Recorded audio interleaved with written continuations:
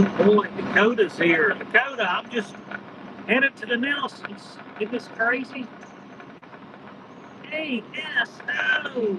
No, this is drone photography. What, what's that noise? What isn't that noise? I'm in my van headed to see the Nelsons. I just left the one-eyed cat's place a little bit ago. It is an adventure. This van is running so bad. But anyway, we got a QGen swap on tap. So this is definitely the last trip before the QGen swap, 100% on that one. Yeah, I get up here. So when I left, it was running okay. I swapped to my other emissions carburetor, my other junk carburetor, and it was running. It was running. It's all right. It was a little gnarly. I'm not saying it was doable. And then that deteriorated over the course of the drive. It was murder getting through Carlisle, Pennsylvania. Let me tell you, it was hard. But, you know, when you got something like that, you kind of know some tactics to get around it. I was using lower gears, keeping up on the converter, the stoplights, other dirt-tastic stuff, right? But when I got the Dodge, it was everything to do to start. And so I hesitated putting any timing in it. Oh, SSR Performance, James, you'll love this. So my poor van, when I got it, it was 10 degrees after top dead center initial timing. And I had put it to where it should be when I did the timing chain swap when I had to. And it had all this detonation under any amount of load. So I put it back where it was, and it's driven okay until now. And now that carb has finally just bit the dust. And I can get to a stop without killing the motor here. Keep it up on the converter. It's pretty rough. So it's driving better unless I put it under any load. Man, you can hear it detonate. Anyway, I'm wheeling this thing over to the Nelsons. We may fine tune the timing a little, but other than that, we're Other than that, we're headed back. Then I'll get it to Dallas's. Yeah, that's a judgment call at that light back there. I'm like, oh man, even if you stop quick and don't give it time to downshift, it'll kill the motor. It's all it takes. But I stopped at a Sheets and it wouldn't even start. So fortunately, being a van, and I keep a half-inch wrench in the console, I popped the doghouse off of it, put a little arbitrary timing in it. Now we're all right. We're on the road again. But this will be so much better when we do the quadrajet swap. I have no doubt at all. That's going to solve a lot of problems.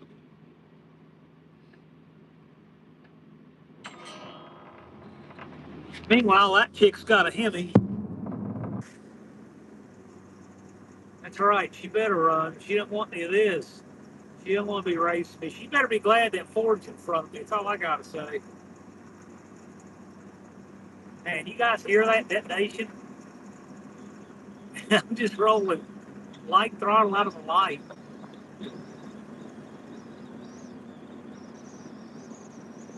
I'd have never gotten through all these lights with it the way it was. So Bob Evans, the official restaurant of John Cope, right there. Tell him I said that. His part of the country's eating up with them. They're headquartered in Ohio. What's up, Twisted Dennis? I got you all set right up there on the windshield. Madam Secretary Colleen, howdy. Justin Hill. I just figured I would throw my phone up there and you guys could see some of the route from the One-Eyed Cat's place over to the Nelsons. The One-Eyed Cat, Mrs. One-Eyed Cat live in Williamsport, and the Nelsons live in York.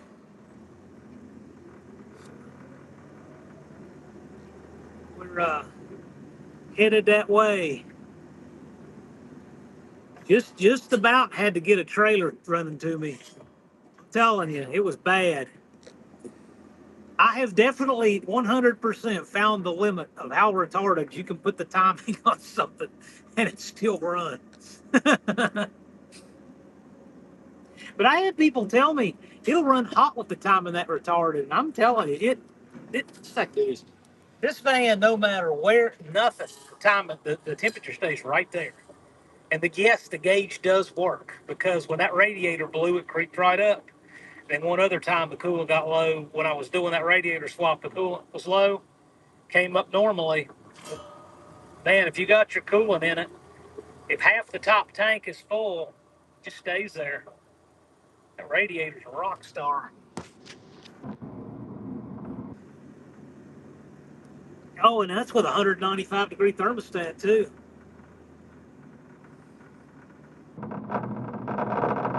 Definitely didn't have any temperature problems.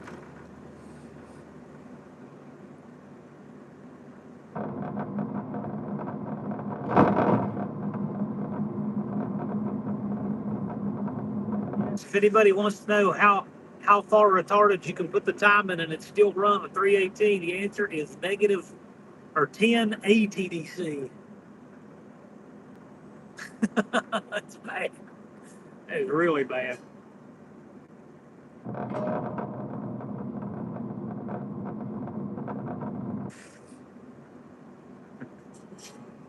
Yeah, this engine and this thing, when I got it, the odometer cable was broken at 19. Well, I know it's over 100 because it was over 100 when my aunt sold it, but this odometer reads 95,378, so I know it's over 100. I assume the cable went at 195,378. It was like that when I got it 5 years ago. So I can't remember exactly when I got this. I think it was like around April of 2021. I know it was after Dad's lifetime because if he had seen this van, it would have killed him. So I know he was already gone when I got it. Yeah, 318 is tough as nails there, so it's really an awesome engine. I gotta say, as much as I like the 340, when I was a kid, I just loved the 340. I have a couple 340s, but the 318, honestly, is probably my favorite engine. My first car had a 318. This van has a 318. They are happy engines, and they're just like tough old men. Even when they have a cold, they go to work. This one's the same way. I mean, gosh, you people who live down south, don't take your fuel prices for granted. 451 over there at that Turkey Hill. I noticed up north they call the fuel station that's partnered with Kroger Turkey Hill. And there's a Turkey Hill ice cream. I've always thought that was just the most disgusting sounding thing ever. Might be good ice cream, but the name is too weird. I don't eat it. I really don't eat any ice cream. I've eaten ice cream twice all year. 2 ice cream cones this year. Dakota loves the 360 is D150. Yeah, what's not to like about a 360? 360 is great. Really, the only difference. I know people that want to like be the trivia spec chasers will tell me, "Oh no, it's this, that, and the other." The only real difference between the 360 and 340 is 40 thousandths aboard the names are bigger, and that's it. That's it. Yeah, I know cams and little weird little trivia things, but really, the two material differences is a stock bore 360, you see 4 inches even, 340 is 4 inch 40, and then the mains of 360 are 2.81, or even 2.5 in 340.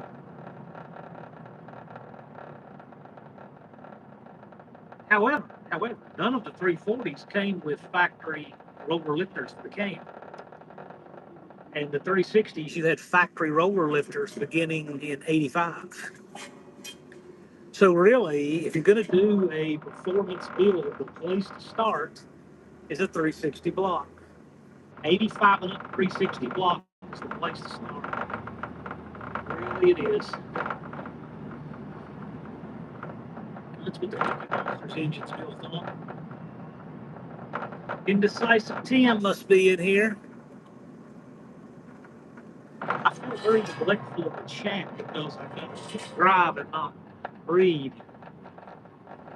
But you guys are up there where you're like you're right right over the hood. Well, you see where you are. You're on the windshield wiper.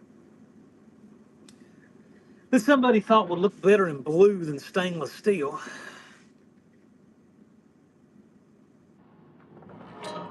Old McDonald has a car. You still have to respect me. Hey man, you're talking about the 340, 318 thing. I love them. I love 340. I have two. Actually three. I have three 340 blocks. One of them I got on trade. It's already 60 over. So I don't know. It's exotic to him.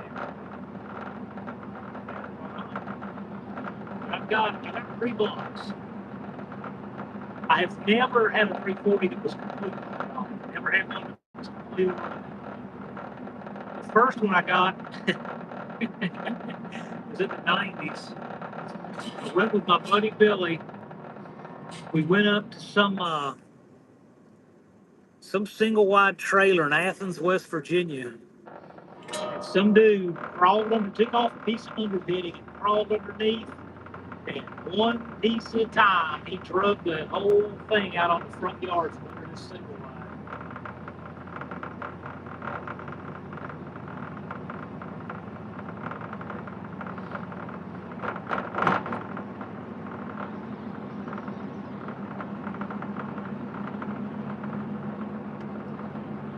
Let's just exit Harrisburg. Ugh, Harrisburg, yuck. I have a Harrisburg story for y'all. What city you in? South Road off there or something like that. South Road, which is out southeast of here. About an hour and a half from York, I guess. The home of York Barbell and the Nelsons. I'm going to York Barbell.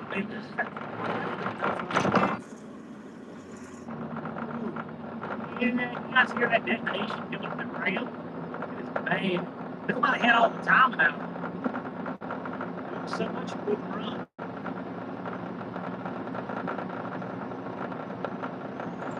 I'm just 2 states away from now, John. Oh, yeah.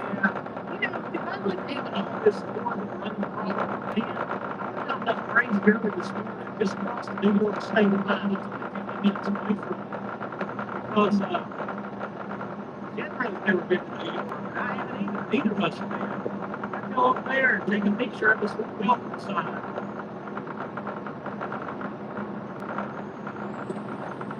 Jethro's been to 18 states. Buddy, the back is not up here.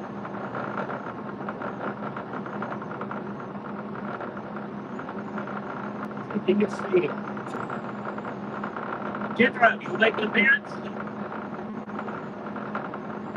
He likes to see behind me. I leave that one out because I load so much stuff in here that makes sense. I leave the third seat behind me, and I take the rearmost one, and then the other cabinet chair behind the passenger seat out. So I leave 3 seats in this van all the time. One for me, one for my lucky passenger, Jethro. He usually drives up here.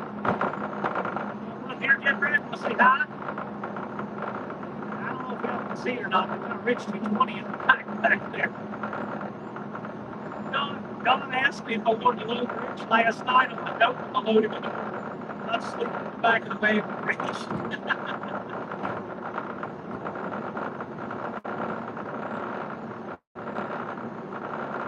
He's a great dog.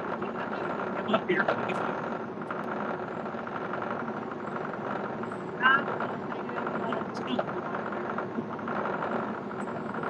a great track dog. He would have been a great open road track dog. 500-600 mile trips, no problem.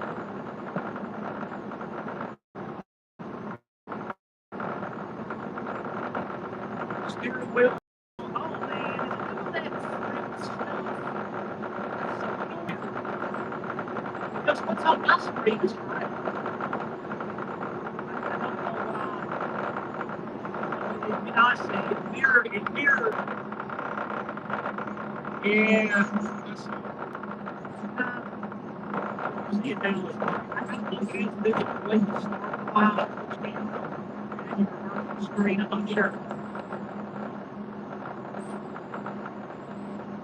God would be lost with him. I'm not lost. I don't have to walk. Be lost without my GPS. I have no sense of direction. GPS is the best thing ever for me. Set this thing. Okay.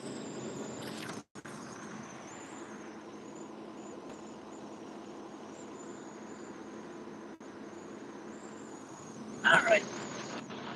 Just set that down. Had county mounting in the median, and I thought, well, let me just set that down in case he's too curious. I don't know why he would care. Most people drive around with 12-inch TVs in the middle of their dash. I don't know what matters if I have a little 3x6 or whatever it is screen. Whatever. Whoa. There's a man with a big cross.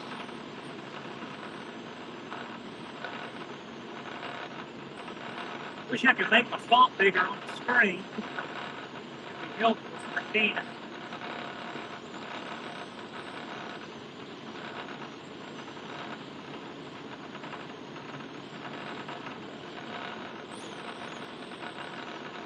Looks like we got a local government expansion fundraiser going on up here.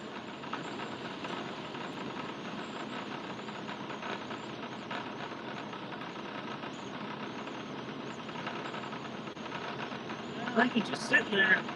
Just sitting there to be sitting there. I figure they do that as a distraction so they can snipe people.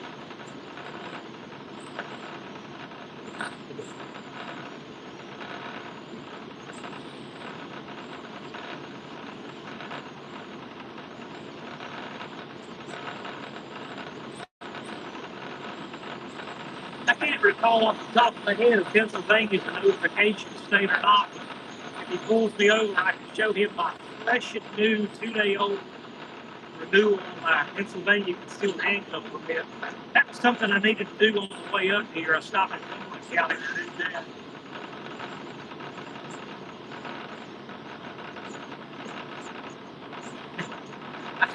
I've had 4 different states: Virginia, New Hampshire, Pennsylvania, and Illinois.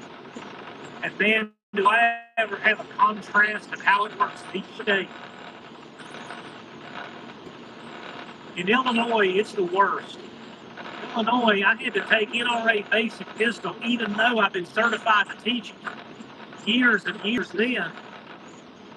So you have to take basic pistol to get the cert to teach basic pistol. But here. But they still take basic pistol from a guy with a lot less training than I have. Then I had to take the Illinois state, whatever it is, training. Then I had to take qualifier. That's a snooze. Qualifiers, I'm sure the desk jockey guys sweat it, but it was really, really, really simple. I can't remember what it was doing exactly. It was just something like 10 rounds catch bank, 10 rounds under time. I had a lot of time. It gave me a lot of time. So I just saw how nice I could stack it. It wasn't any big deal. That's okay. That's fine. Do that. Then you have to send them your own picture. And so I did a selfie for it because I wanted to say I had a selfie on the legit government ID. I did. And then, oh my gosh, you got to fill it out on the computer. It takes all these pieces. It's only good for a year. It's $300 plus $95 for the training. It's $395. A lot of crap to get an Illinois concealed handgun permit. And they don't even have a lot of recognition because Illinois doesn't recognize anyone else's. Oh, and you've got to have one of 4 states to be able to get an Illinois non-resident. One of those 4 is Virginia. So, that was Illinois. Virginia, I put next on the difficulty meter. It's not too bad. It's a 1-page form and then 2 pages, and make sure you don't have any of these. You know, fugitive justice, etc., etc. Virginia doesn't have, you know, fingerprints, photo, or any of that. But it can take up to 45 days. It costs up to $50.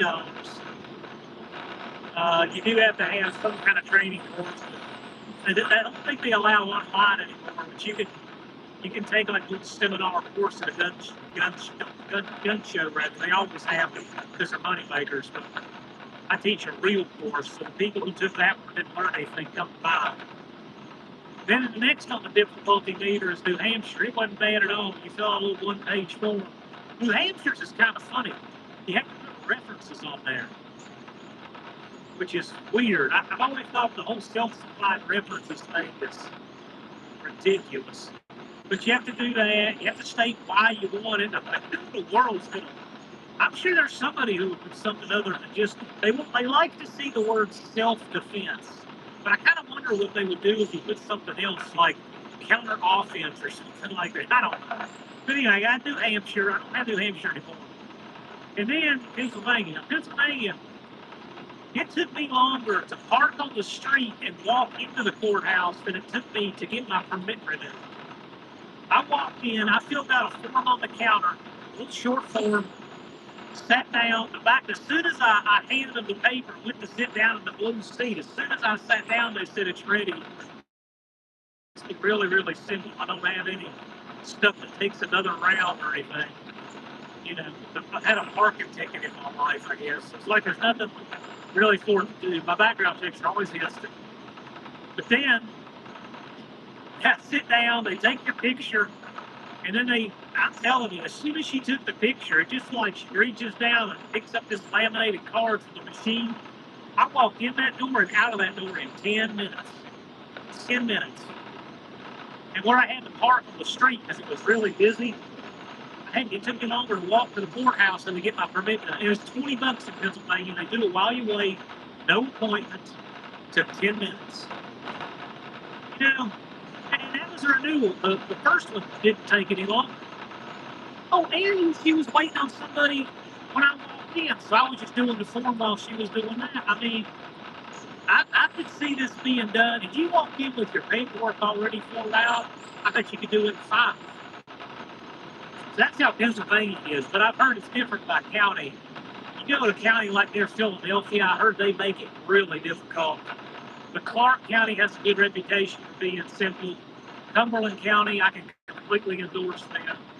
And if you got to get a Pennsylvania non-resident, go up to Carlisle. It's one of the big shows or swaps. That's Cumberland County. Really easy. They do shred your old one, and they don't give you any time to the renewal date. They don't give any grace in there. So if you renew it, you lose whatever time you had before. It's kind of a rip-off a little bit. I'm not complaining. At least the process is simple. It's cheap. And I stay covered. The only place on the trip where I've got an area that's not good for me is Maryland. 12 miles of Maryland. And of course, my permit is not on in Maryland because it's a communist state. It's been run by the left for many years.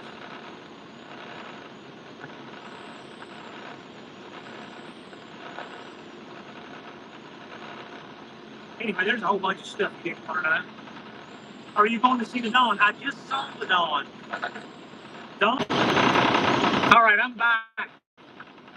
That was Calvin Nelson. I don't know if y'all could hear any of that or not, but Calvin called me to make sure I was rolling toward him pretty good. I told him I had some problems just outside of Williamsport. Yeah, road trip. Got Jethro in the back.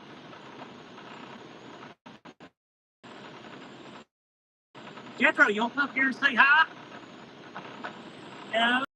No, he's laying on his blanket in the back. He's happy.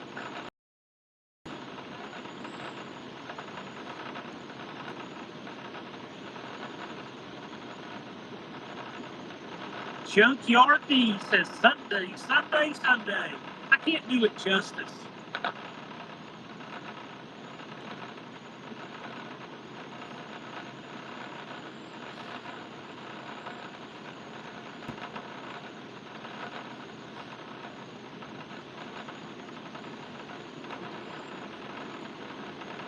There's a sign that just says all terms in AHRA. Don't know what that means. There's signs up north that don't make any sense to me. I don't know what the all terms right mean. Oh, you know what? I remember one time I got on the Pennsylvania Turnpike in Carlisle, and I'm telling you, it was like 50 minutes, 50 miles rather, or whatever, before I could make a left. And there were no exits, no way to turn around. 50 miles. And then they have these weird things here. I think the people from New Jersey call them a jug handle, where the road kind of goes off like a little mini exit so it can cross over. I'm not sure. They do that instead of turn lanes up north. I don't know. I guess that's part of what their taxes go to. I'm not sure. What state are you in now? I am in Pennsylvania. I believe the United States has 4 commonwealths. I live in one, and this is another. Virginia's one, Pennsylvania's another, Kentucky and Massachusetts are the other 2. What commonwealth means? I have no idea. Probably completely disingenuous.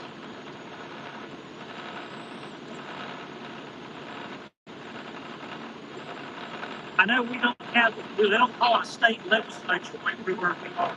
They call it a General Assembly. But it is the oldest legislative body in the Western Hemisphere. It's been operating continuously since 1619. They call it House of Burgesses when the colonists founded it. 1619 it's been operating. How can any branch of government have been done in 407 years and still even operate? I don't know. Wow, that place makes modular homes and a bunch of dormers laying out on the ground. See, here's one of them. What is that, guys? It's like a little mini exit that loops up and goes so that you can cross the road. I don't know what that is.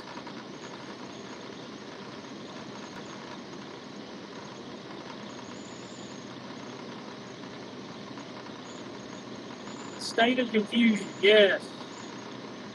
And now I'm back. Yeah, Calvin called me, and apparently it just kicks out temporarily. The Calvin call. I don't know what it does to the stream. I don't know if it was. Tell me, anybody who was watching, what did it do when I got that phone call? Did it lock the stream up, or could you just not hear me? Obviously, I don't know what does that.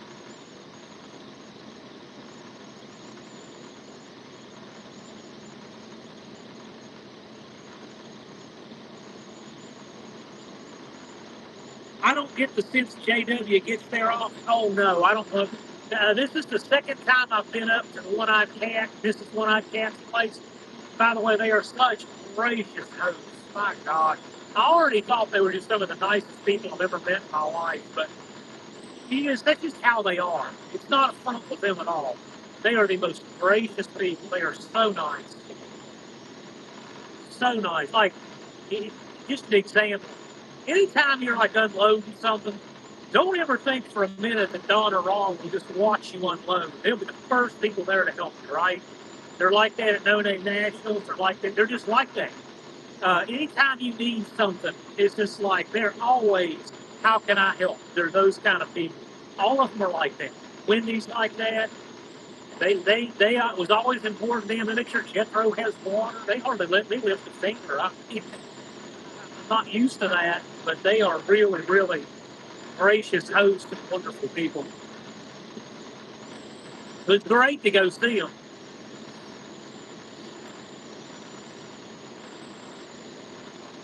I just took the van. I got plenty of room in the back of this van. I just crashed back there, got my blankets and everything, and it was great. It was fine. Jethro and I just crashed in the van.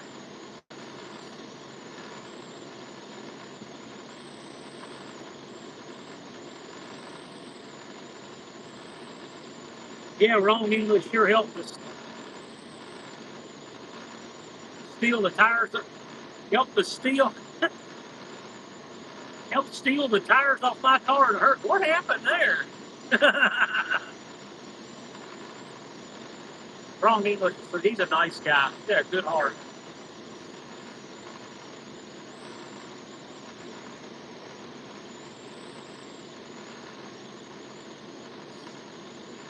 I gotta tell you, the nicest YouTubers in the world.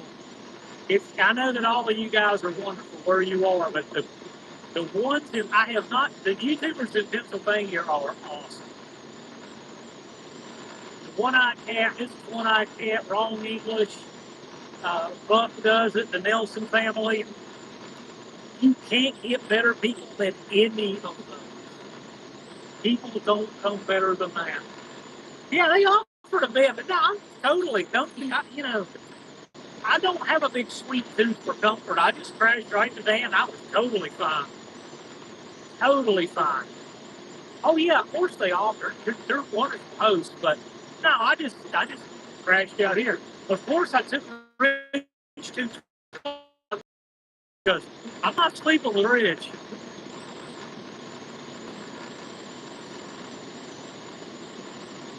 I'd say Rich will make another appearance today.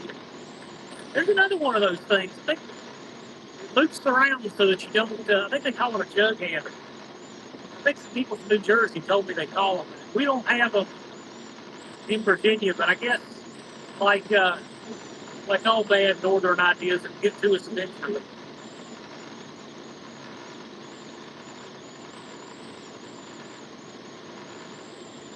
Riverside Hydrographics. Okay. Liverpool, Pennsylvania, whatever they. I passed the gas station here, 430, a little bit. Detonate more. And as I recall, I'm sure Mrs. One-Eyed Cat or Dawn can tell me, or Ron can tell me. I think there's like some kind of statue out in the middle of that river over there.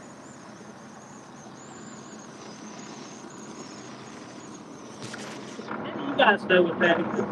Mindy, what is that statue thing that's out in the middle of the river over here? It's right here somewhere. I remember, I think of last time.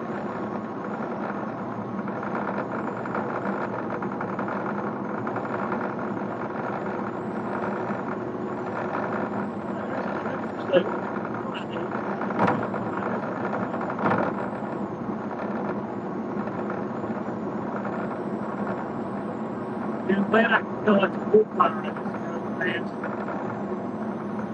Don't like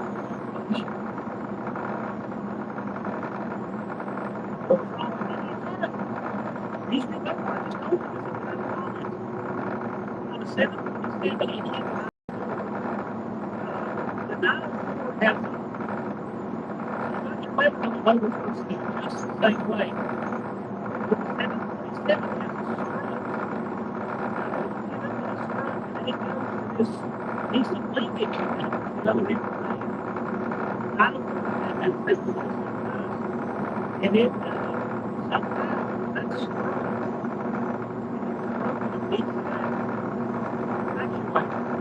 I didn't know what it was called. I see it on the picture. I don't know, he told me it's called a strut actually. The problem you can't have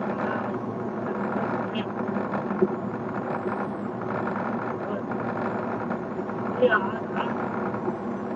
we have parks. I have parks for young. I have parks that I had an extra structure and an extra van. Something broke that thing was in. I had nothing good for it. I had a big building on there. If you can't hear me, I can move the phone up. This fan has a ton of wind noise because the insulation's gone on the windows. I can make it a little better if I crack the window. Oh, you hear that? Hear the detonation?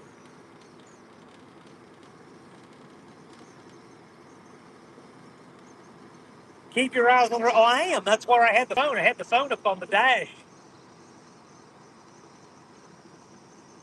Yeah, it's better. I don't know how to really mount it up over here. I don't know. If I'd thought about doing this, I might have set my tripod up like right here.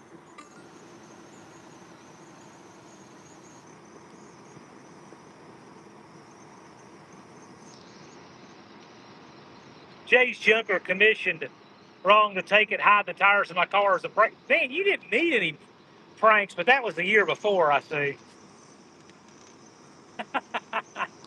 Yeah, I can see Ron being into a prank like that.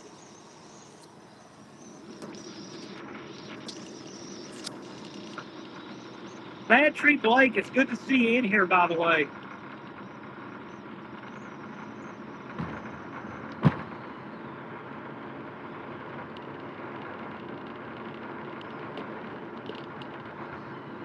I don't know if that's better or worse.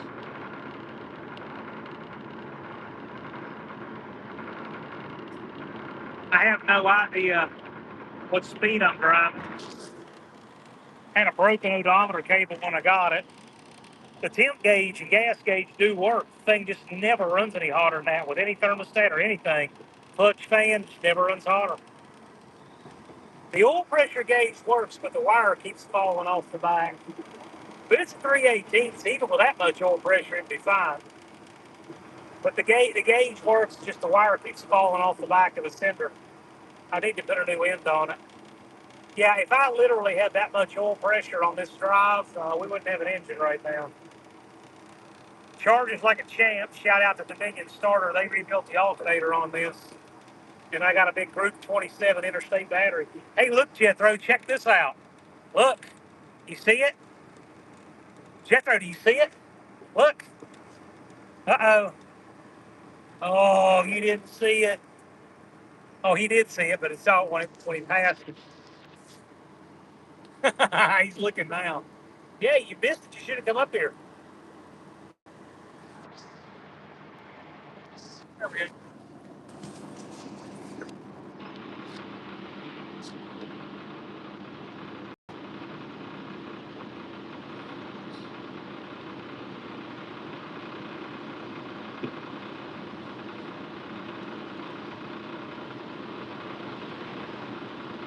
It's nice up here. It's cold. You can tell that they've had historically worse winters than where I live.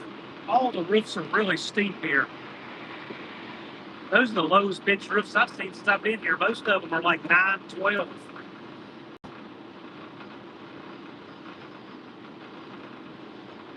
Just something's really stood out to me.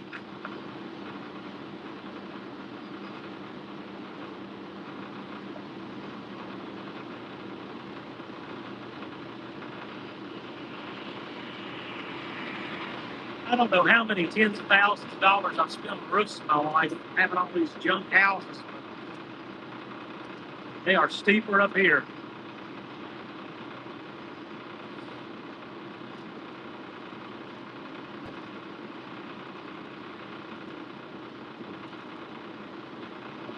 Oh man, Chevy panel truck up there in the 50s. I saw it last minute. See that thing?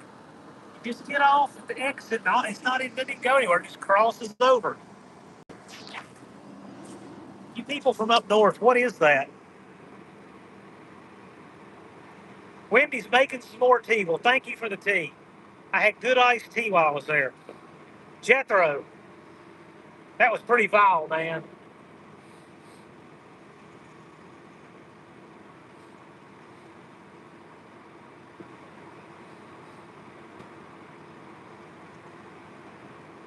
Jethro tried to hot pop me, but I got my window down some.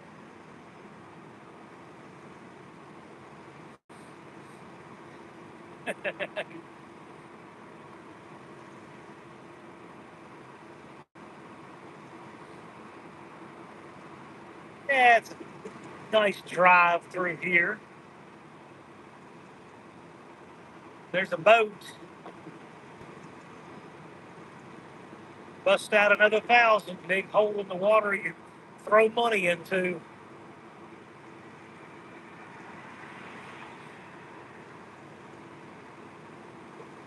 I just now noticed noticed, I never do these YouTube lives directly through YouTube. It's got a little dollar meter on it for what YouTube really presses that super chat and all the monetization stuff.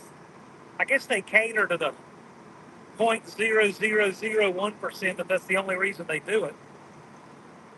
Oh, you're explaining what's wrong. Okay. I think it was just road noise.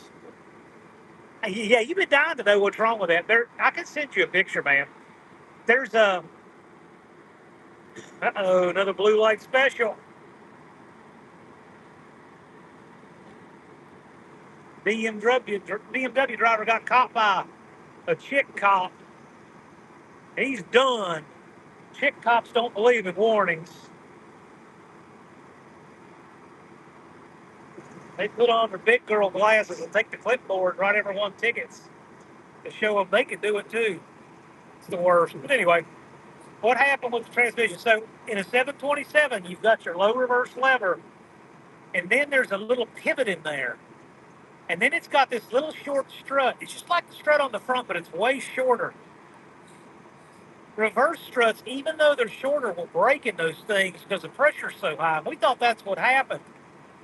But no, it actually took a chunk out of the little pivot on the pin that the low reverse lever swings on.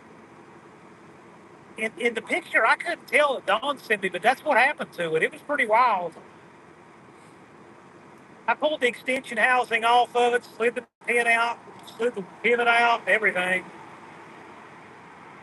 Got it fixed, put it back, adjusted the band, 2 1/4 turns. I checked to make sure that thing was seated about 5 or 6 times because I think that may have been what caused it. It may have had something like a burr where the band sits on the other end. It could have caused that. I'm not sure. I really am not sure. This is one of those that is really difficult to diagnose after the fact. But yeah, put her back. Everything looks fine. He's got the whole car apart anyway. He's got the gas tank out, the engine out. He's got a lot of stuff. He's got the radiator out. He's got everything going on in that car. So he's getting it. It's going to show up at No Name Nationals 2024.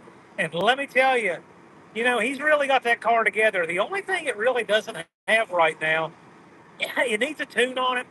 And yes, the axle's a 7 1/4. He's going to break it, but it's only got a 245 gear in it.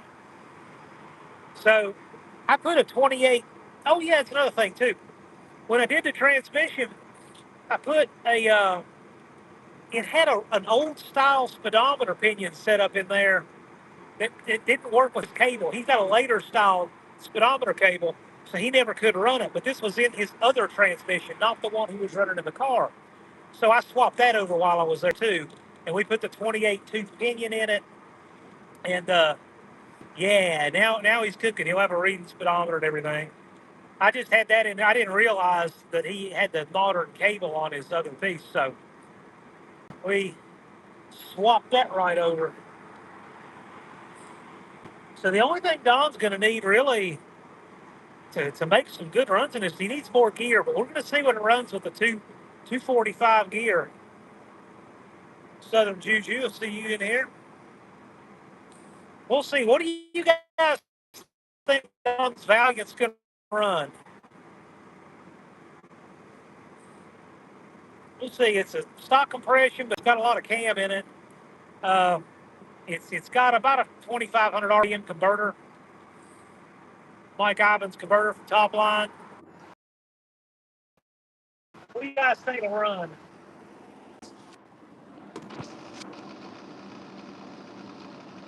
He'd be happy to best his 1002, and I think he's going to do that with air to spare. What I'm wondering is, I think that car should get in the 8s. The only thing I think it'll stop it from getting in the 8s is some gearing. I think it'll run in the 9s, though.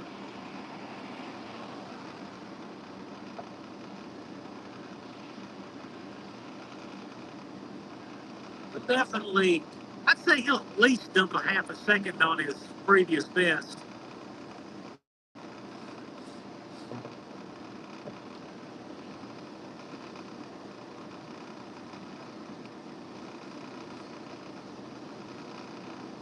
tell my Harrisburg, kind of Harrisburg story for you. So when I went to Carlisle one year, I committed late to going. So I'm like, hey, I still want to go. I'd like to stay out a little bit. I had to book at the Motel 6 in Harrisburg. And I thought, okay, whatever. I mean, I don't care that it doesn't have any frills. Oh my gosh. Did that ever suck? What's this telling me to do? Go straight. Okay. So in other words, it's non-directions, the GPS clutter. Yep, 22 and 322 east. Here we go. Oh, no, it's an X. Okay. So anyway, I stay at this Motel 6 in Harrisburg, and I get there, and the room was one of these that where everything, like there's no carpet. That's a real low-class place when you don't have any carpets in a motel room. But it was one of those just linoleum floor deals. All righty, take our exit here. It was one of those linoleum floor deals, and it had cubbies for the towels. You know it's sketchy when it looks like you can just take a garden hose and hose the whole room out. That just tells you, right? Okay, Motel 6 is a lot worse than we used to stay at Motel 6 in Williamsburg when I was a kid, and it wasn't any frills then, but it was like, clean and safe and everything, and it wasn't bad at all. This one was bad. This one was not good. So, you know, Harmeet or Tajirat or whatever his name was at the counter there, he checks me in, and I'm already like, okay, I'm glad to have a place to stay, but it's, ooh, you can hear that detonation. Oh, man. Oh, gosh, that Honda behind me is like, oh, jeez. I don't blame him. Ooh. Anyway, I get there, I get to the room, and the first thing that happens when I get to the room, Jethro sees this big pit bull mix outside. And it had this big, big old, you know, barrel bellied black dude with a shaved head, gold chains, chomping a cigar, walking him. And Jethro goes flying out there to tell that dog what time it is. And he didn't hurt the dog, but he got all up on it. I ran out there, got the dog, got Jethro, pulled him back. I said, "Guy, hey man, I'm sorry." He got out of the room. Then old black dude there started saying, "Oh, you better get him. I'll turn this one loose. I'll turn this one loose." I don't know if that was a threat to Jethro or a threat to me or whatever, but anyway, I wanted to get him to my room before I had to show him what happens. You want to sick a dog on me? I got something that'll beat a dog, but we don't use that. Anyway, God, I would hate to have to shoot a dog because his owner's a jerk to keep me and Jethro from getting hurt. That would be terrible. Anyway, so that was the first night there. That was the first night there. Then we had one better than that. There was a, there was, oh my gosh, there was a couple who was living upstairs, living there, and they see me out walking Jethro, and they said, "Hey man, can we get you to give us a ride?" I don't remember. It was to something to somewhere, and I don't know what the deal. They needed to go to the Sheets in Harrisburg proper, which was like 10 miles away. Like, oh, okay, I will. So I gave them a ride, and they were kind of strange. And then she proceeds to tell me this story how, oh, yeah, wait a minute. No, yeah, I had seen the police come to the motel earlier, and I didn't think too much about it. But anyway, when I was giving them a ride, I said, "Hey, did y'all see the cops roll in?" They said, "Oh yeah, he was there. He was giving me a ride back." The woman said, "Like giving you a ride back?" And then she proceeded to tell me that earlier that day, and I'm not sure because I'm just hearing her bizarre side of it. None of it really makes sense. She said that she had gotten picked up because they thought she was prostitute and she wasn't, and something or another. anyway, she said they were dropping her off at the motel. So I'm like, oh, this is just wonderful. So anyway, we we went on to Harrisburg, and they had some kind of, I don't know, some kind of prepaid card where they could use at the Sheets to get food, and they're estranged from their families or whatever is all of that. And anyway, I gave them a ride back. I did my good deed. But yeah, yeah. So that's what happened. That was my punishment for not booking early at the place where I usually stay when I've been to Carlisle.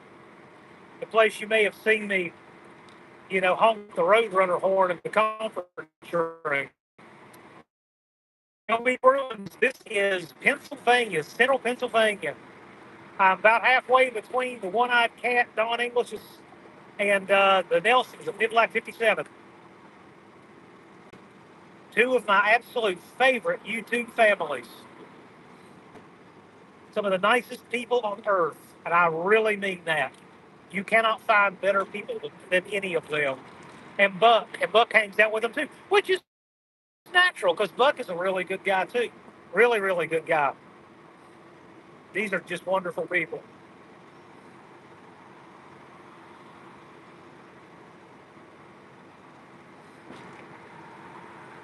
Of course, we have so many wonderful people in our community to choose from. Not singling anybody out, but I got to tell you, these are just some really, really great people. I love getting to see them. I, I never latched the doghouse. I wonder what all that was. I think I left it loose in case I get stuck, but I'm pretty confident now. I'm going to latch this back. I think I'll latch it back. Might get rid of a detonation sound effect, but let me latch it back. Oh, I got rid of some road noise. There. I can't really get the other side while I'm driving, but it did kill some of the road noise.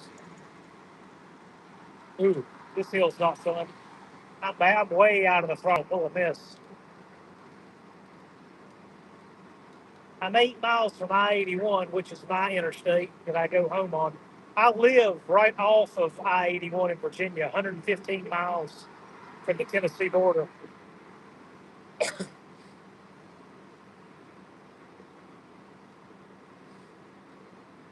I'm not quite that far from Tennessee, but where Tennessee crosses on 81, I'm 115 miles. Because it doesn't cross right at the point, it crosses further in, further west. I'm about, I don't know, 50 some miles from West Virginia and about 70 miles from North Carolina, where I live. It takes me the same amount of time to get from where I live now to my hometown of Bluefield as it does to Eden, North Carolina. About the same. But today I'm somewhere in Bravo Foxtrot Echo, Pennsylvania. It's pretty. I don't know where I am.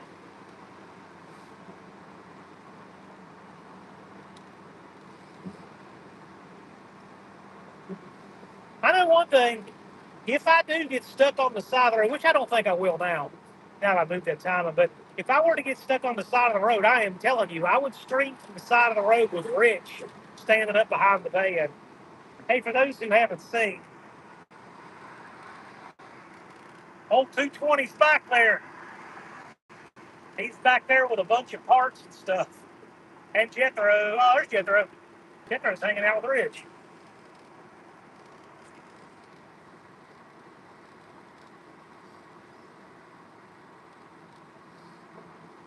LB Bruins, is UP coming to see you?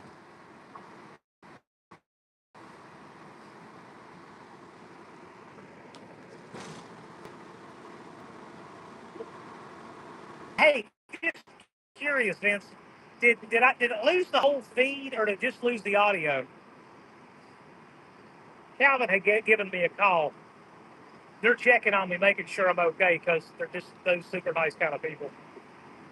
I really mean that. It will take him 3 hours to get here. Well, I mean, I'm headed over to York. I'll take UP 3 hours. Yeah, that's all right.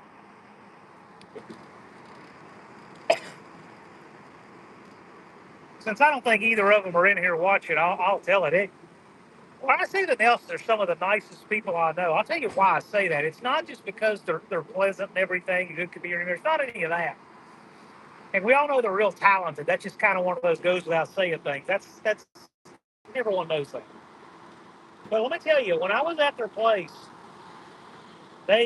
Andrew said the blessing before we had dinner that day when I was up there last time.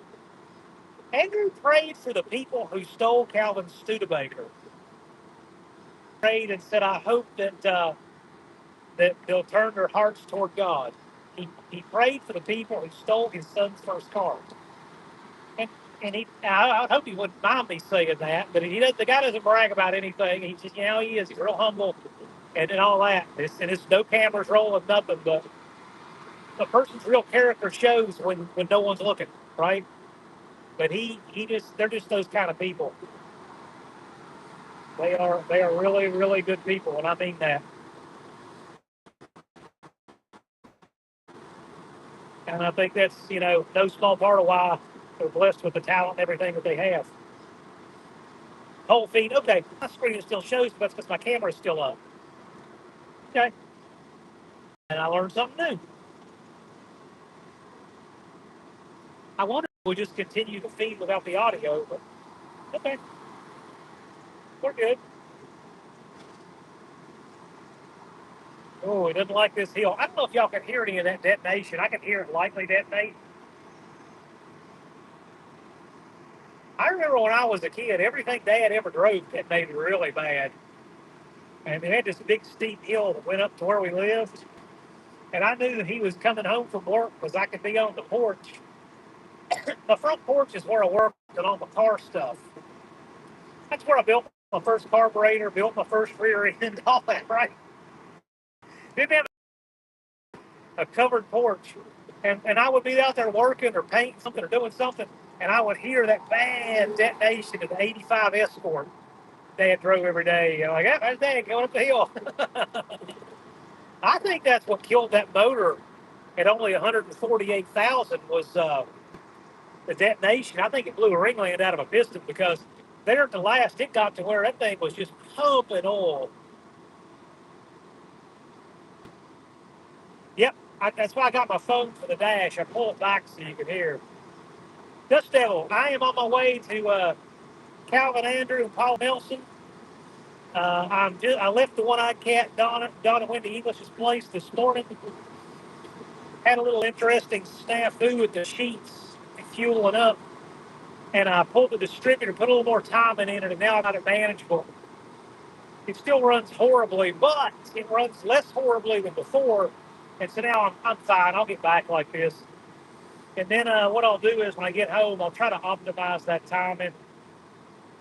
Get on down to Dallas. Let's get the Quadrajet swap done. We'll probably talk about the hilarity of putting the switch bitch in the van, but we won't actually do it because we all know that this is a 904. But yeah. Later, Vince. LB Bruins. Be good. Yeehaw, indeed. Boy, it'd be really mega obnoxious if I painted this van that Corvette red color that General Lee was and put a big Confederate flag on the top and an 01 on it.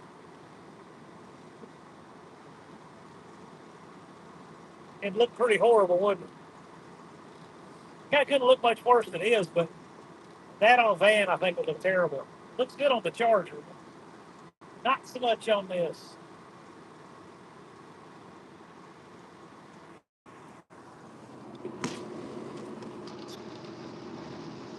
There, you guys can look at my patinaed hood there.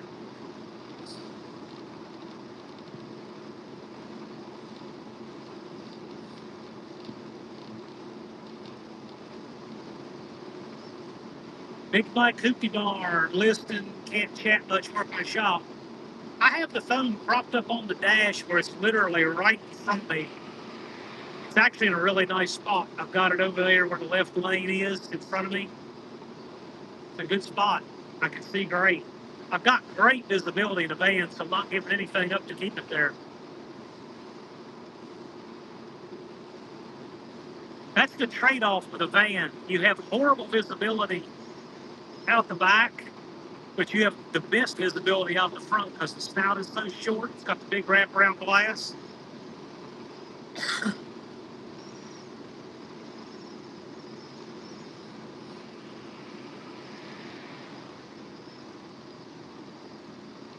Yeah, here's where I can't give it any throttle.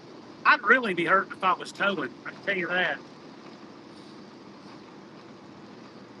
This van is 4750, pretty close to empty. Got a couple 100 pounds of stuff in it right now. And with me in it, it's over 5, but it was lighter than I thought it would be. I actually put it on the scales at, what do you call that place? Our landfill's got a churched up name in Montgomery County. It's,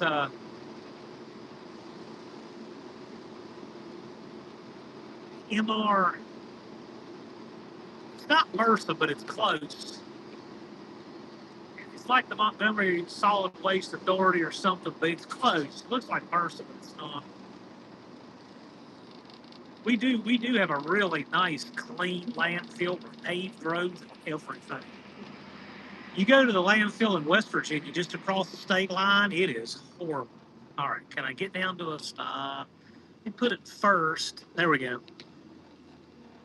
The thing makes so little torque on idle with the timing pulled back. I put it in first manually to make sure I keep my RPMs up and on the converter when I stop at a red light. That's what I'm dealing with.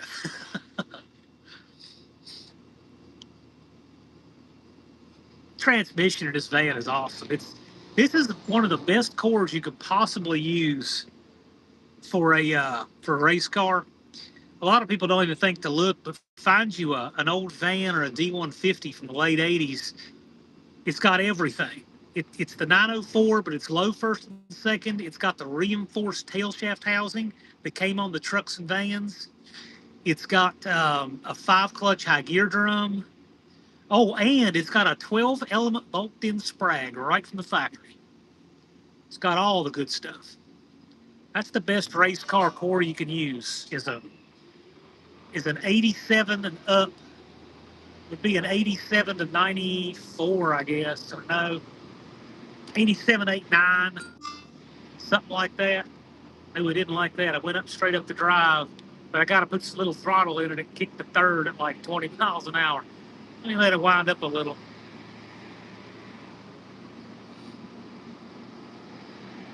Yeah, that's a hot tip. For your Mopar muscle car, a late 80s 999 from a D150 or a van.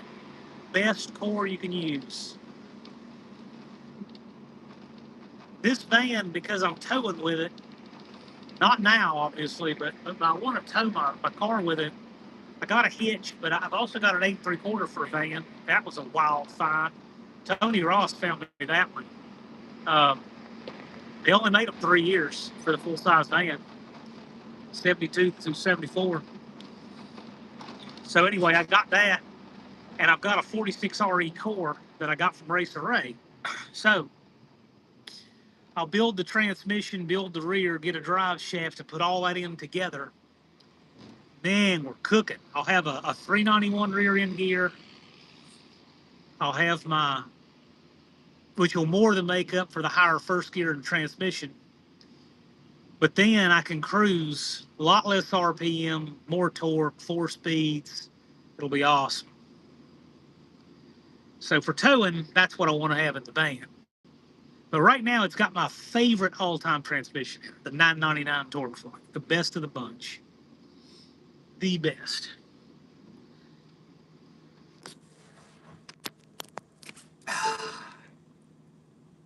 It won't let me rotate I can't do device rotation.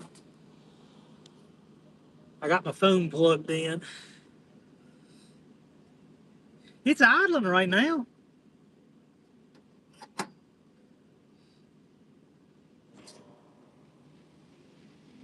I'll roll in the throttle easy. Ooh, he didn't like it. Pull this thing down in seconds so I can keep it there. Bengal kittens for sale. like to adopt some. Jethro was adopted. I have a shirt that I almost wore down here. It says secondhand dogs make first class pets.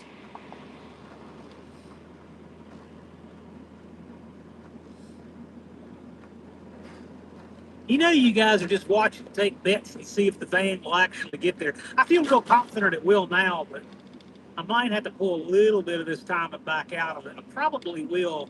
What I'll probably do is, since I found a place where the timer will stay and will actually get there through this kind of driving, I'll do it. But when I get out to 81 on the way home, I may pull some of that out just so I can pull hills without pinging. Because if you've been to my part of the country, we have real hills. People think they have hills here. No, they don't. Not compared to where I'm from.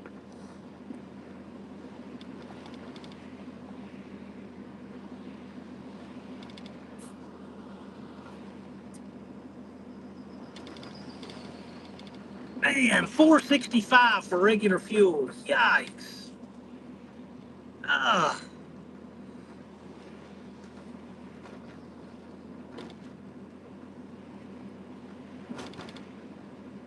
Yeah, I got just like vehicle calamity and overdrive right now.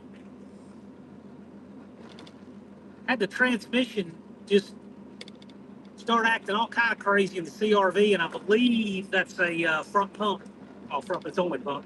I believe the pump is just worn out in it because it seems like temperature has a lot to do with the fluid pressure applying stuff, staying applied. So it makes all kinds of sense to me that that's the pump worn out in it. With the pump, you got to pull the transmission anyway. So I'm just going to get a junkyard transmission and throw in there. I may get froggy and try to rebuild that one. That's a really hard one to rebuild. I have done one like that before, a suitcase style front wheel drive. But yeah, I may give it a go. All right. Let's go to manual one. I buy comics on a telephone pole. Little diner there. Huh.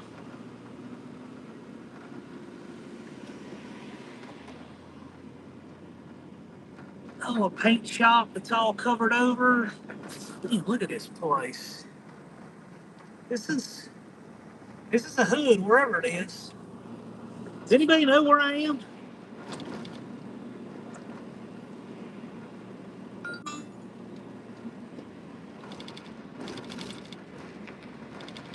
Paxton Street.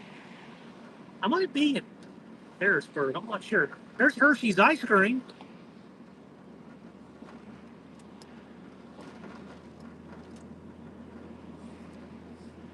For those of you in the chat who missed it on my live on Friday night, Cope mentions that Jenny 8675309, and so Ron English wondered, oh, who has that number? So he calls it. He calls it a bunch of times. It's pretty late. He put his area code with it and called it, and then to his shock and surprise, Jenny calls him back. Oh, make sure I get stopped without killing the motor, which I did. Nice. Um, Jenny calls him back. Ron says, "It's Jenny." Jenny says, "Yes, this is Jenny." Jenny sounded pretty hot too.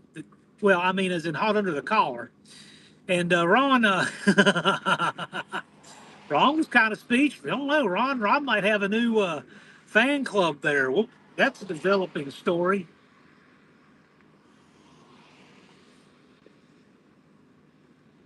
Wendy says, I hope gas goes down soon. Me too. It will. It's a mid-year election year. You know gas will go down. It always does.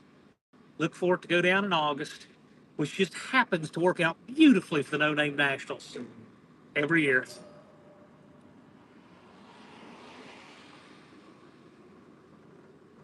All right. Gotta roll into it in first.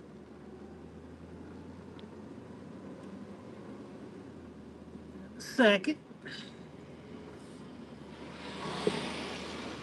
Yeah, this carburetor is a later model emissions carb from the late 80s, and it doesn't even have an idle speed adjustment on it. it's got an electronic harness that's supposed to be hooked up where the computer can adjust the idle speed or whatever. There is no idle adjustment screw, and there's certainly no mixture adjustment screws. Those left long before that. You didn't have those in I know in the '76 you still had them on the Mopar, but they had little plastic covers on them.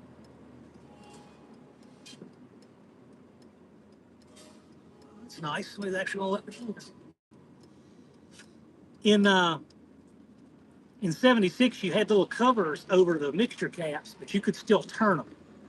And the mixture caps had little X's on them, but why they put X's, I don't know, because that just says Phillips head screwdriver to me.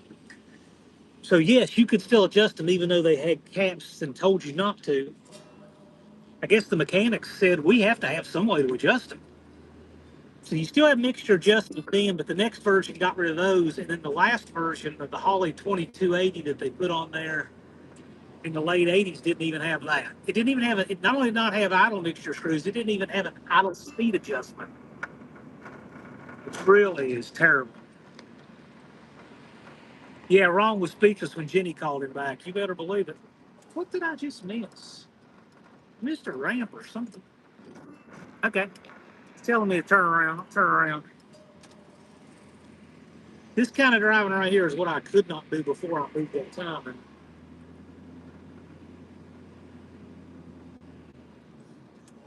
of course, that's do not enter. All right. Let's turn around. Nah, that's too kind of tight. Yeah, we will. We'll turn here at Jesus is Lord, whatever this place is. And then, well, man. And we're taking a detour. I must have had a really quick turn come up and didn't see it. Sycamore Homes or whatever. Yeah, that looks sketchy as can be. See, that's one thing about a van that's no good. You can't just make a turn like this. I'll go up that other street. That CRV, I could do circles in the middle of that intersection back there. Yeah, when Jenny called Ron back, that was funny. It really caught him off guard.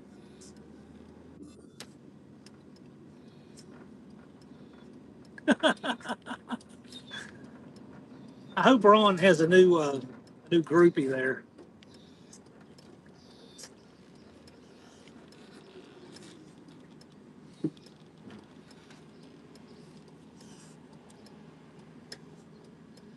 Now this is where I gotta have a little bit of restraint to not jump out in front of a vehicle because I don't know if this thing will get moving good.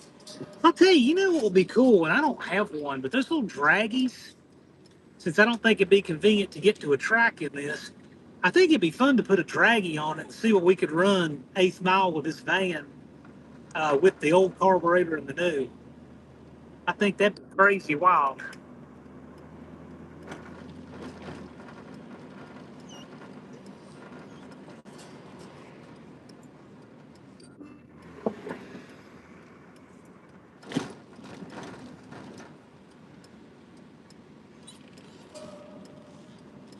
Righty. Sure runs a lot better down low with the time where it is. But it is a detonation monster. Man, it's going to be cooler than cool. I want to build a 318 stroker for this.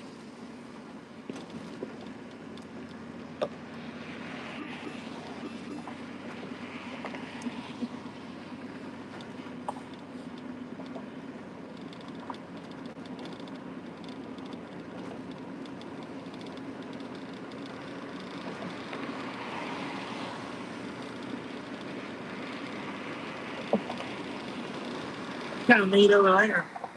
I don't know what that bridge is. Hey, Wendy, what is that bridge? There's a couple of them. Look at that. It's like 3 or 4 of them. You know what that is?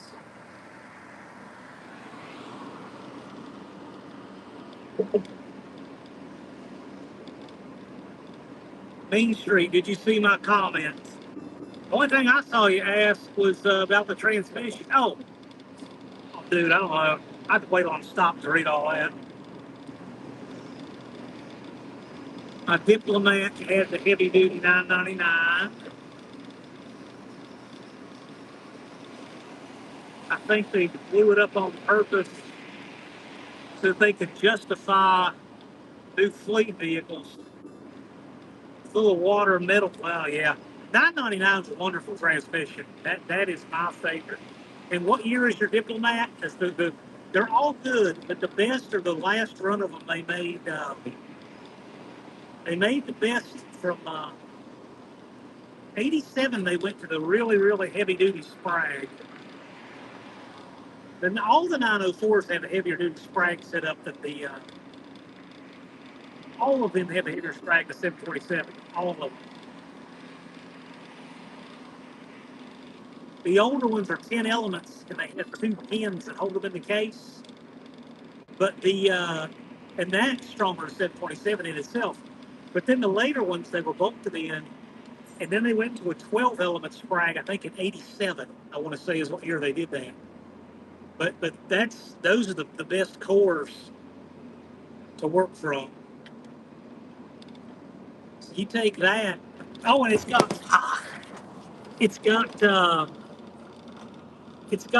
steel pinion carriers in it, front and rear. You put on a pan from an A500, which is the overdrive. That's it. What you want. And then if you want to run it non-lockup, you need to take one of the check balls out of the pump and use an input shaft from an older one. Use an input shaft like a 904 input. It's a non-lockup. You just trade it out. It just takes it. You do it to press it out. It's got a snap ring to press. But you trade that input shaft out. Trade that out of the hub for the forward drum. And then you take a little bit off in a lathe. I guess you do with the bill. Just take a little bit off of the pressure plate for high gear, and then you can run 6 clutches. You can run 6 clutches in the high gear drum. There's another way to do it I've seen, which is take the pressure plate from the bottom, and you can put that in. And they say that works just about perfect. That's how Richard Precision Transmission does his. The only thing I don't like about that is take a little bit more area away from the snap ring. So you can do that, and it works pretty good. But to do it with the lathe, you wind up getting a little more heat sink in there. And you don't risk that hitting the other clutch stick when you put it in the drum. You gotta keep that turned down so it'll seat all the way. You gotta check your clearance. But yeah, with a little work, you can put 6 clutches in the high gear drum.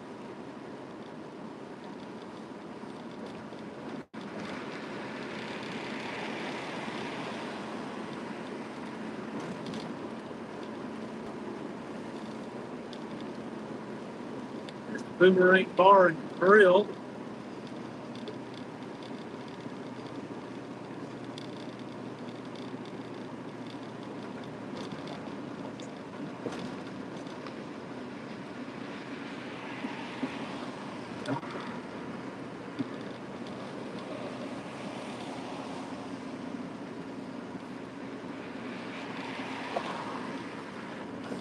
I'll be excited to see what Don's car can do. He had a lot of stuff to sort out, getting it running right, but he's got it in there, got his fresh build in. He's got a single Wilburn on it. I'm going to encourage Professor P, see if he's willing to bring a 750 VRS just to have it on hand. I think we could do some tuning around on Don's car and see it run its best ever at Sykeston. I'd like to see it.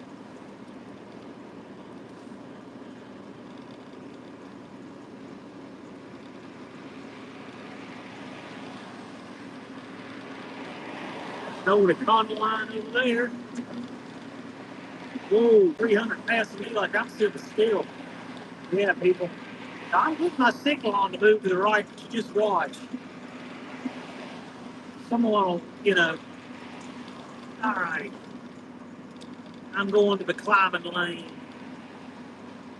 Oh, not sound good. This is the steepest hill I've come across since I left.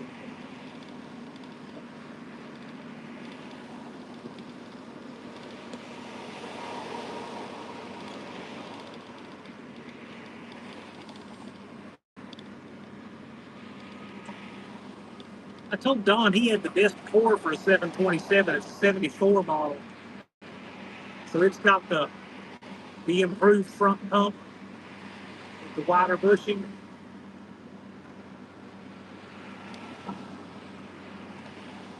It's built beautifully. I figure it had to have been a little burr where that rear band seats had to be. I can't think of anything else can cost it. The air checked fine, everything. Everything was fine.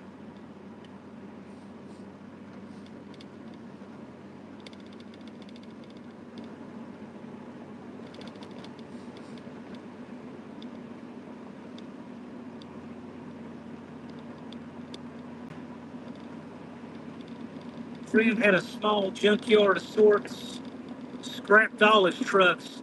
3 of them had the 518s. Well, that sucks.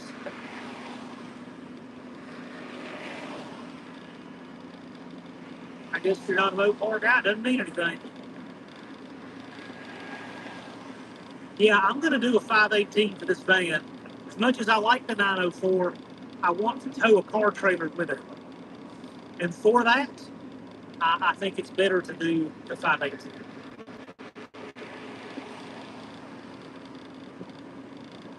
Step at a time, though. Step at a time. The next thing I'm doing to the van is I'm going to put that water jet on it, get that sorted out. Oh, there's no way to do that. But then the next thing after that, at some point, I want to put some shorty hitters on it and some blade pipes and get rid of all of the mess that's under here. I've patched this exhaust a couple of times, and I thought, where it doesn't leak or anything, I used the mirror and welded it all the way around, and no obstruction in the catalytic converter or anything, so we're good there. But this thing, it needs some little shorty headers and some blade pipes. And I'll take the sticks off to put the blade pipes on. Then on the cosmetic front, I've got a grill from a 79 to 85 single headlight grill with the round headlights. I like that grill. That's what I'm going to put in it. And again, the one-eyed cat, he went and picked that up for me up here somewhere. Uh, Very nice looking grill. Very good shape. Pay a bit for it, but it's worth it. The grill that's in it's been painted black. It's out of a later model thing. It's got some broken places. And then these bumpers need to go too. It had cool old school bumpers. Now it's got these big round later bumpers. They don't look bad, but I'm going to put the original style back. Didn't have all the bumper guards and stuff. Anyway, when I do all of that, I'm going to scuff down and repaint the front clip on it. A flatter black or a satin black, just to get that de-ugly, that bluey spray on it. Oh, and I can take these big mirrors off. I couldn't take the mirrors off because the driver's side regular factory mirror was missing. But I had one of those in a big stash of parts I bought. I got a big old stash of parts down in North Carolina, and one of the things just laying in the box was a factory mirror for one of these vans. I said, yes, sir. So I put that on there. So now I got those on there. I can go ahead and put take the big mirrors off the fenders. They're kind of funny. They make me chuckle and smile. I kind of like them, but they do need to go. They vibrate so bad. I'll see if you can see this. You can't tell much on video, but the mirrors vibrate really bad on this thing. Why haven't I tried one of those Chinese two-barrel? Because I don't do that. I want to drive an American car with an American carburetor. That's why. I don't care if they are cheap. That's the problem. People buying that stuff. I mean, that is the problem. The Chinese are now reproducing entire American cars for these people, these dishonest people, to put VINs on and pass them off as American cars. They're building entire cars. Chinese are trying to take everything we own without firing a shot, but by doing all this. So that's why I haven't done it. Yeah, I had good running 360s too. Yeah, I believe it. Either people care or they don't.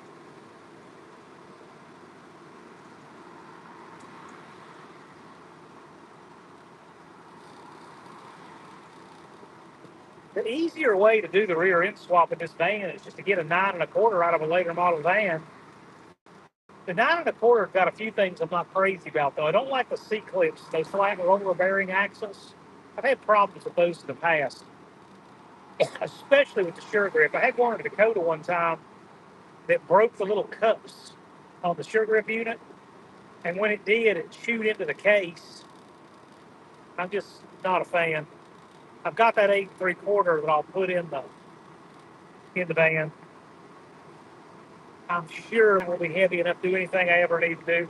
The only downside is I got to make sure I can adapt the rear brakes to it. Oh, the big downside is I'm going to have to do some axles because these are 5 on 5 1/2, and that's a 5 on 4 1/2 pattern on the 8 3/4. I see you, Bigfoot Mark. Thanks for coming in, buddy.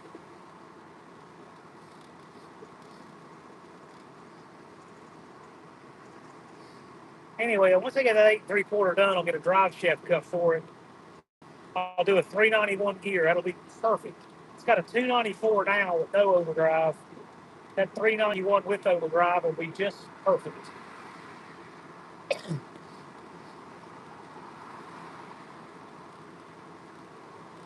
I'll be able to cruise full speed with that. Tow too. Cope already told me I should put a big rat fink looking shifter in this thing. It sticks way up to the windshield like he's got in his truck. I'm I'm not planning on doing that, but it would look kind of wild in a van. Who are you going to get axles from? I was thinking of getting them from old Fab Race Mod Repeat. He's a Mosher dealer.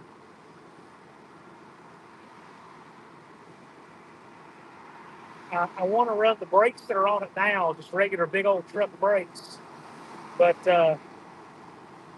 run a 5 on 5 1/2 pattern with the 1/2 inch studs that's on it now.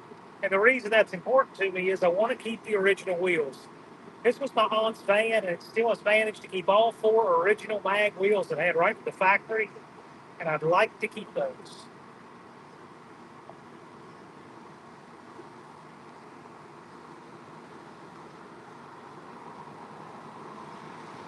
I must be getting pretty close. I'm seeing signs for your. There's Steve Rice, criminal defense. Better put this up door there before I need to hire him over getting a ticket for holding the device while driving.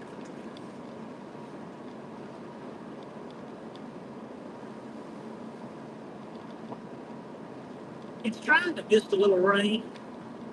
Glad I fixed my wipers. They got those linkage bushings in them. I went and did all that.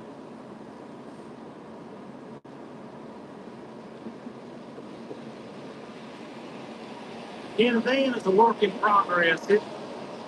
If I hadn't bought this van when I did, it wasn't long for the junkyard. I really believe that. Because most people with the carburetor problem would have just junked it. But in reality, everything else in the van is fine. It's the carburetor's the messed up the problem.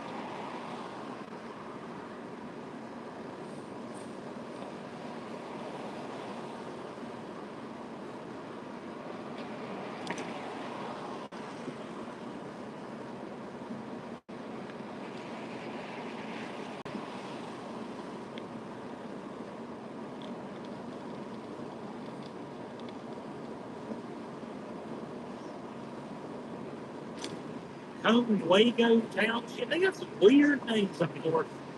They really do. New Jersey's got a bunch of weird names too.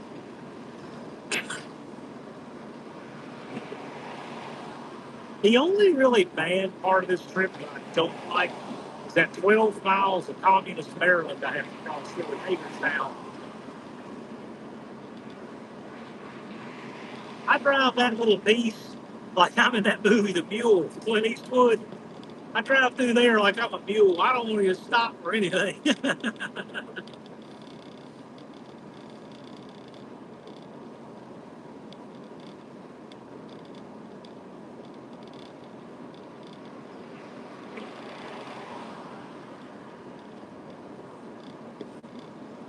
See that billboard for Freeburn?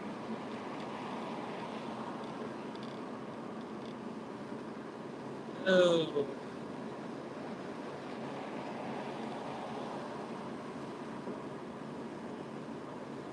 I must be getting awfully close. Seeing a lot for York here. Wow, that house is right on the highway. It looked like the very front of that house could not have been 50 feet from the shoulder of the highway. Even closer to the interstate than I am.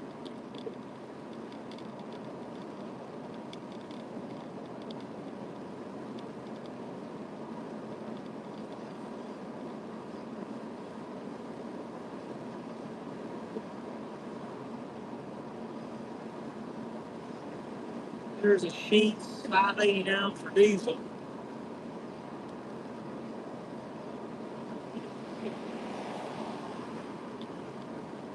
People who drive their diesel pickups daily are hurting right now.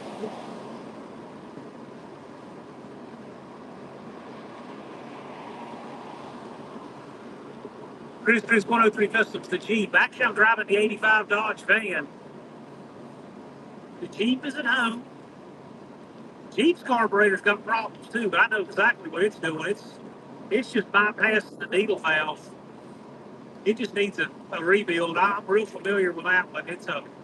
It's the Holly version of the Carter BBD, but it's not as late as this one. So, the sad thing is, I have 3 good Carter BBDs, and I cannot find them. I think I put them in the attic up above the garage. But I have 3 Carter BBDs, a 70, a 72, and a 76 model. And all 3 of them are good running carbs, too. It came off for 4 barrels. If I could have found one, I would have thrown one on this van, never thought twice. But you know another reason I need to get rid of this carbon intake? This thing has this gigantic fixture right in the middle of the plenum for the right-hand passenger side barrel for each ER port. And it just takes up all the plenum. It's a disaster. Oh, and the intake design is horrible. If you're going to run a 318, at least factory intake, at least for the one up to 71 or 2, because they were single plane, and they're not nearly as bad as the 73 and up. When they went to dual plane, they went to this really garbage design. But believe it or not, your 318 2-barrel 71 and down, maybe 72, were all single plane. And they were real clean. No EGR provision or anything. If I wasn't going to put a 4-barrel on this with a water jet and that, if I wasn't going to do that, I would throw the induction setup for my 70 Swinger on this, which was a Carter BBD single plane intake.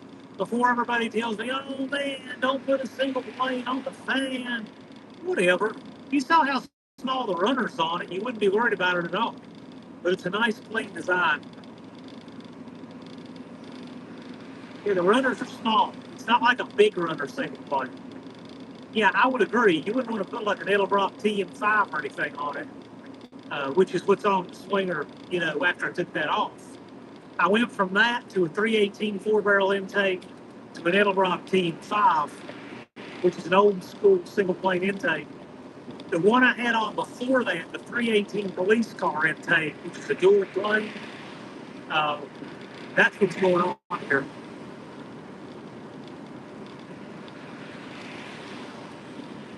Chris Customs is doing watching a He's switching a 90 model K5, which for those who don't know is a four-wheel drive Chevy pickup. 1990 K5 from a 350 back to carb. Yep, I would. Do you have the kickdown linkage for the four barrel? You know what? To the point, no, I don't. But I got the two barrel. Tell me what I need to change. Tell me what's different on that.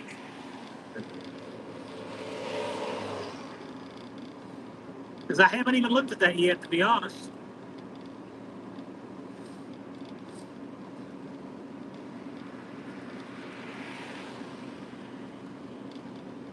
I don't really know why it would be different, Doug.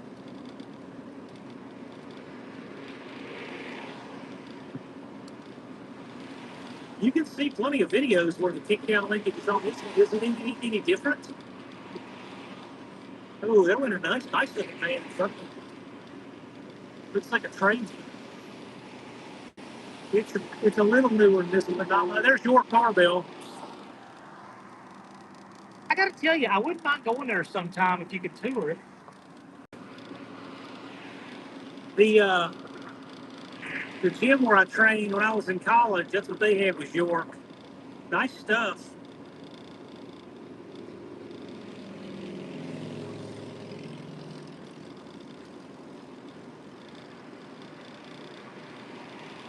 Since we do these lives and we get on all kinds of crazy nonsense of all descriptions, what I liked about the Yorks was their designs, they were smooth on the end. They were rubber coated, they were smooth on the end with kind of a mild convex to them. So when you did like your chest presses, you could rock back and touch those things down.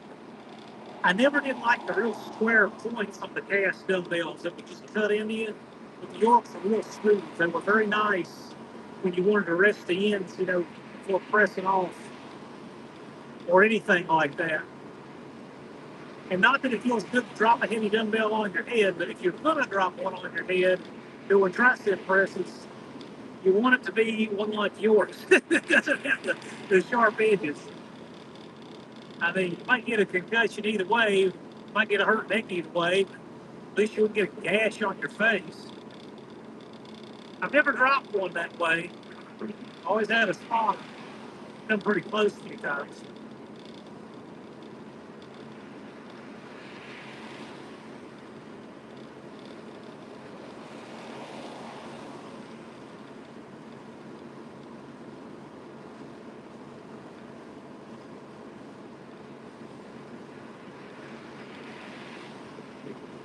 In Gettysburg, exit 22. I've been there once. It's a cool place. Hey, Main Street Boat Park, Chumley, man. Do you have the four barrel kickdown linkage? I've not seen one to even know what it looks like. I couldn't look at Don's because he doesn't have it either.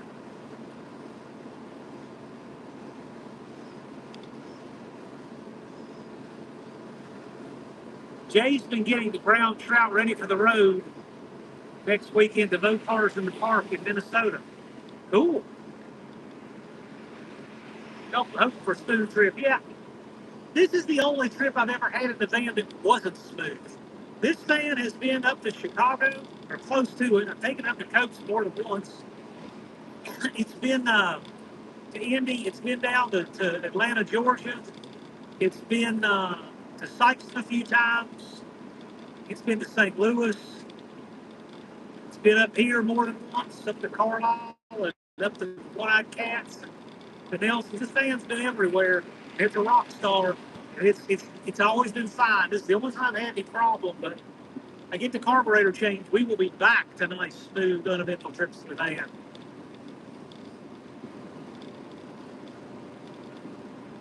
The cooling system on this van's a rock star. It is awesome. The charging system is great. I had the alternator done. I'll give another shout out to Dominion Starter in Roanoke, Virginia. Right there in America, they can deep Chinese your alternator. They can rebuild it in America. Test them all right there under load properly. Somebody who actually is not just looking for boxes on the screen, but actually knows what he's looking for. So shout out to the Grahams. They are artisans. if you need a starter or alternator done, it's worth your while to box yours up and send it to them. If any of you guys actually want to send them a starter or alternator, let me know. I'll get you the shipping labels to and from. It'll save you a bunch of money on shipping. Because I use pirate ship the way I do end-to-end fulfillment. It'll save you a bunch of money on shipping and generate the labels for you just to throw in the business. They do a great job. Good people too, really nice. He had the 4-barrel kick-down linkage from the Diplomat. Put her on my Fifth Avenue when I swapped. Okay. We're on the wood chip. Where are you at? Which way you going? Us map enthusiasts find these things interesting. I'm in York, Pennsylvania. I'm headed to the Nelson's place of Midlack 57.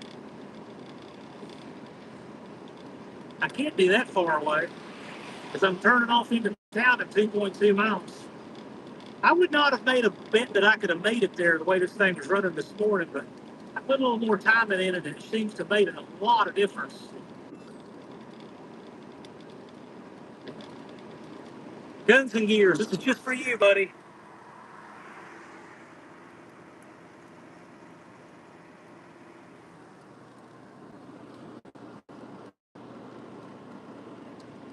All right, I'll switch it over. We're almost the exit. I'm going to click this thing off when I get in town. I won't stream. I could stream all the way there. I'll just spin it around so I'm not giving people the map to their place.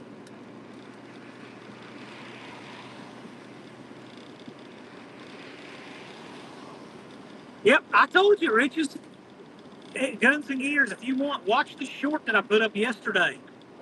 Look at the short that I put up yesterday. You'll love it. That's the reason Rich came. Rich came just to make the short that I made yesterday. And another one I might make up here. You never know. I actually said somebody who's not blocked, reach out to Rich and tell him if Rich wanted to come over while we were working, I was going to give him that cutout. It's only 2.5 hours for him, and I'm in it. I would give it to him. And then he could have his doppelganger there at his apartment. Yeah, Wendy said Rich had fun at my house all week. That's right. Yes. All right. All right. Let's see here. Looks like I'm turning off up here. Looks like I'm clearing over. I'm on 18A, Mount Rose Avenue. I couldn't find my way out of a wet paper bag with a lipstick and dynamite. I didn't have GPS. I have no sense of direction at all.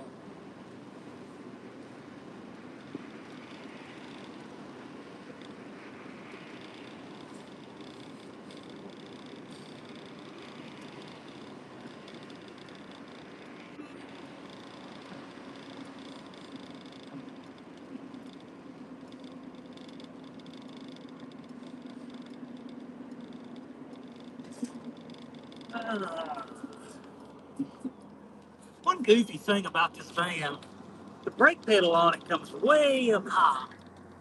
And you gotta reach your foot way up in the air to get to it. It takes a lot getting used to that. Alrighty,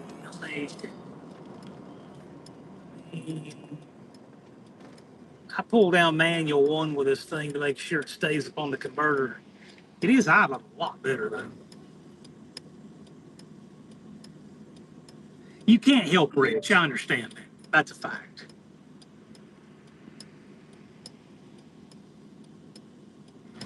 Oh, okay.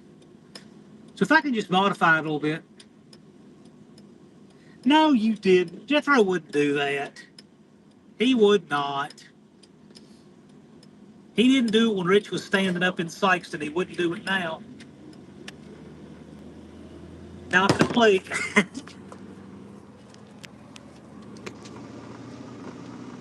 I can only roll in the throttle so hard. I might be able to hear that detonation now. I can only roll in the throttle so much on this thing.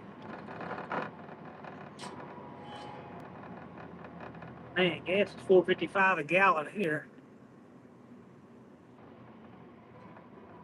So here you go. When you look at these crazy gas prices over here, you can just say, well, no Five Guys for me. Oh, I like Five Guys. They do a good burger. They do good fries. They ought to. I think your Uncle Tony said it was like getting a mortgage on your house to eat there. And there's the Band of Pizza Hut. Like most of it.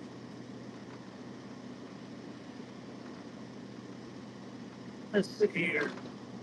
Oh my gosh, Lars is in the house. That's an event going to the races van. This is a going to the races van. This is going to be my tow rig. Oh, poor van. No, that was the wrong move. No, I'm in manual second pull of the hill, but this is all we're going to do. But this is okay. I can get back like this. I can get back like this. Not only can I get back like this, I feel pretty good. I don't have a problem getting to Dallas like this either.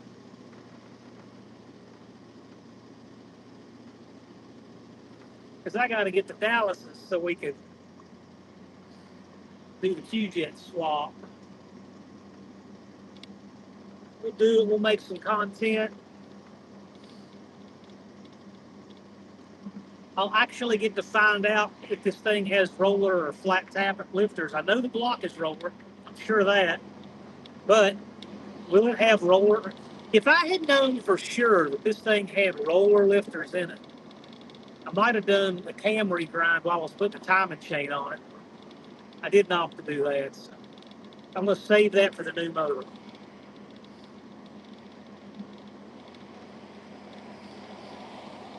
I'm going to do a 318 stroker, about a 390-inch 318 for this.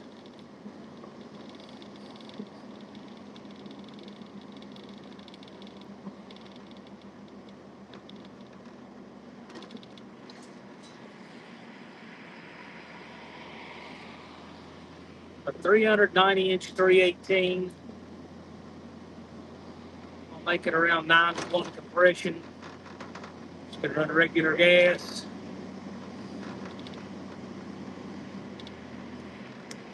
Alrighty, man. Let's just take out a mailbox if this VW is not good out of my way. Got it. And let's swing this around. Because we're almost there. We'll be there in a little bit. Anyway, if they're out in the shop working, I'll just keep streaming when I get there. So you guys can talk to the Nelsons.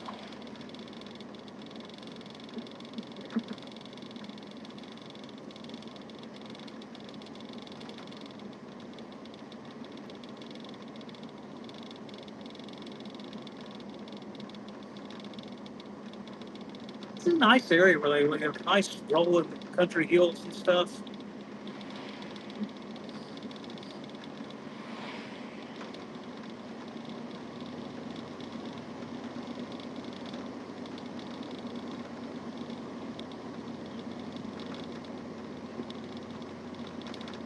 These older farmhouse type of properties. House for sale right there.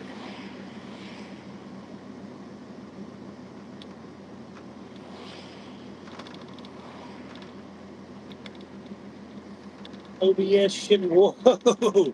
You can see that carport. That carport looked like somebody backed a dump truck and parked something, just tilted it. Wow. Kind of like in the back of this van right now.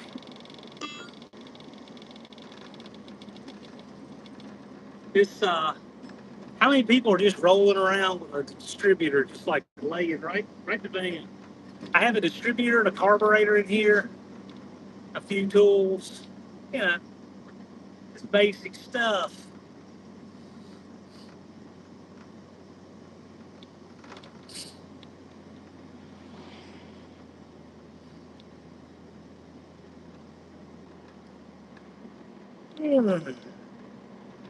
It's weird. Jethro, yeah, he's excited. He's liking this trip. Oh, there's a dog with a head out the window. Yeah, I made it past it barely.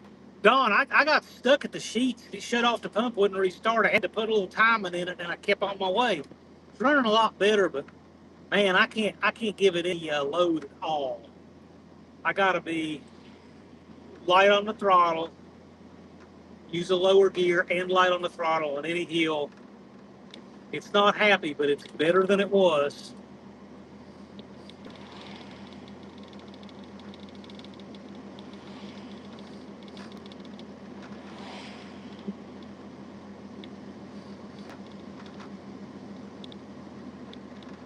Mr. Rodder, why is Rich 220 napping in the back? Watch my last short, Dallas. You'll see exactly why.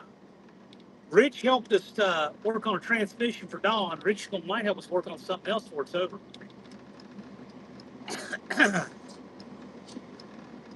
Alrighty. Let's see here.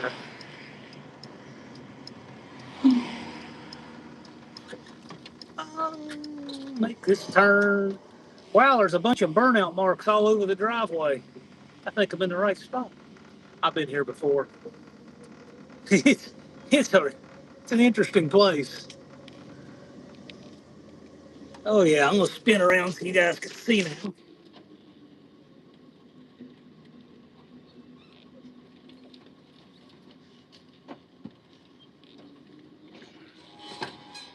Yes, yes, yes, yes, yes. All of the good things at Nelson HQ.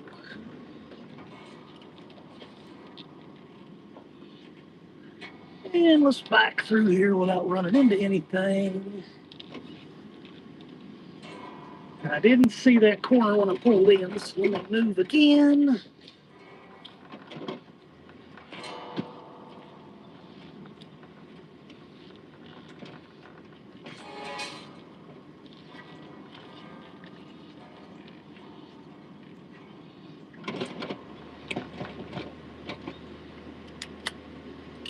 Whew.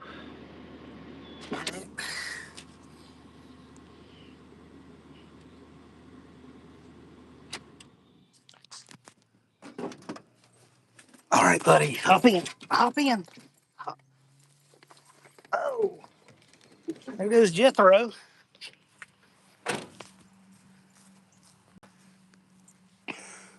He's gonna need to get back in the van. Must be Andrew Buck banging around in there. He and Calvin grabbed the trailer just in case I needed it. I think I'm gonna be okay. All right, buddy, let's hop in. Come on, go hop in and scare these guys. Yeah, it's quite a place up here. All right, let me at least tie you off on the back if we're gonna do this. All right, come on, come on, you can stay out here. I'm gonna tie you on the back. Come on. I'm not Clark Griswold. I won't forget about you.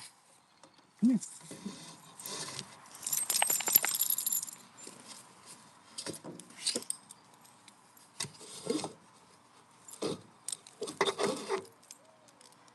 Okay. Hang out. I'll be back.